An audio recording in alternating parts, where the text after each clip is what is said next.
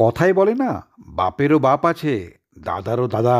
যোগ্য অভিনেতা পরিচালক হয়েও যে অনির্বাণ ভট্টাচার্যকে টালিগঞ্জ থেকে দাদাইজম দিয়ে আউট করে দিয়েছেন এক পার্টির দাদারা, সেই অনির্বাণই রবিবার মিলন মেলা প্রাঙ্গণে তার হুলিগান ইজমের অনুষ্ঠানে দেখালেন দাদাগিরি বা মাস্তানি।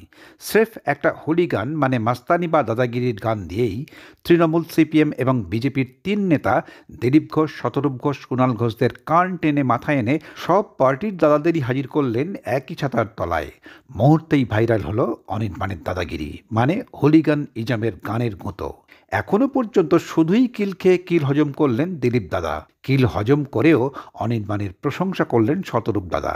আর দাদার দাদা এক কাঠি বাড়া কুণাল দাদা দিদির ঢালাও প্রকল্পের মতোই ঢালাও প্রশংসা করে বললেন, আমার মজা লেগেছে, ভালো লেগেছে, গানের ধরন উপস্থাপনাও উপভোগ করলাম, একটু তির্যক, তাতে কি, কুণাল ঘোষ এসব মজা নিতে জানে।